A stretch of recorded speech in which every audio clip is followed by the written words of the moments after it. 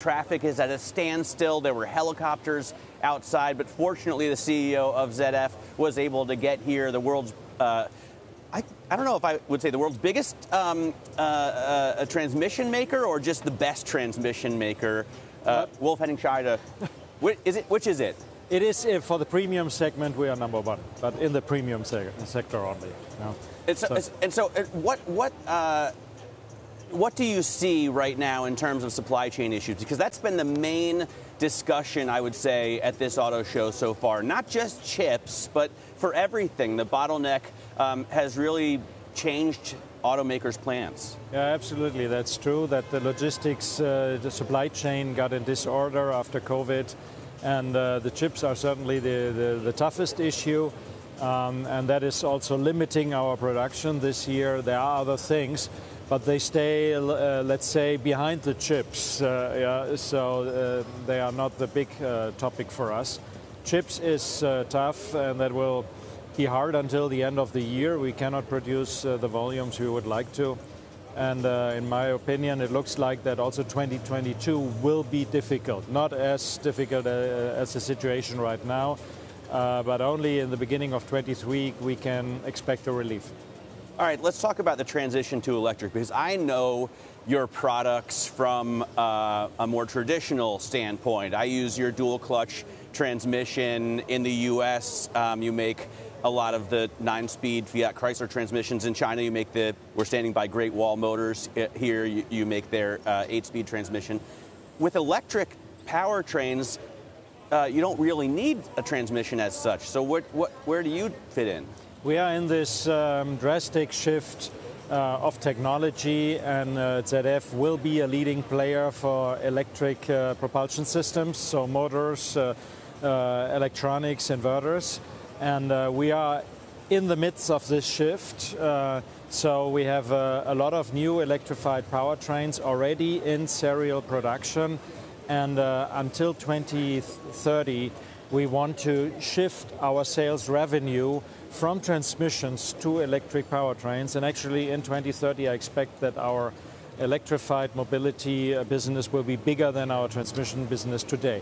But it's a stretch specifically for our associates in manufacturing, also in engineering. Needs a lot of training to get our people into this new world. So as I do my best route to here, we're expecting Frau Merkel, and what kind of support do you expect? Of course, she won't be in government anymore after September 26th.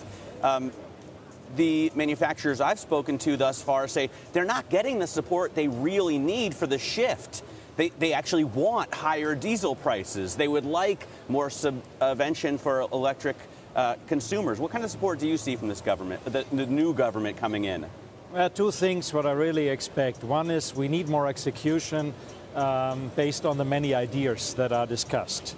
For example, charging infrastructure. Yes, there was a good start and the government did a lot, but it's not enough. If we see the huge task we have to do until 2030 to have the necessary charging infrastructure to support the very tough European CO2 regulation, we need action.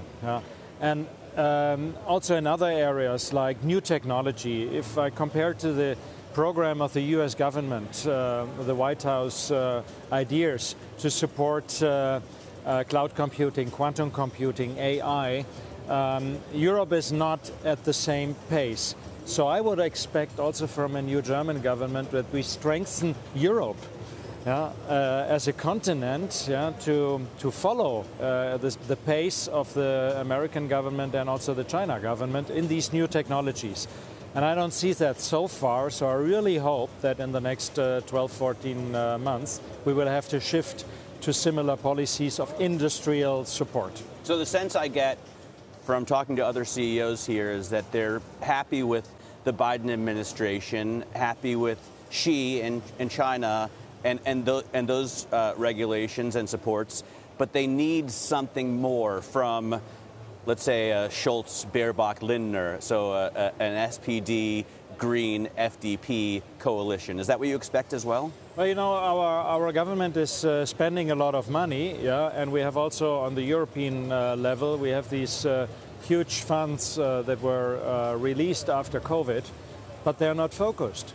They go in many, many sectors, and in our opinion, if we want to keep the prosperity here in the country and also in Europe, we have to prepare for the next wave of technologies, and also the education in that area.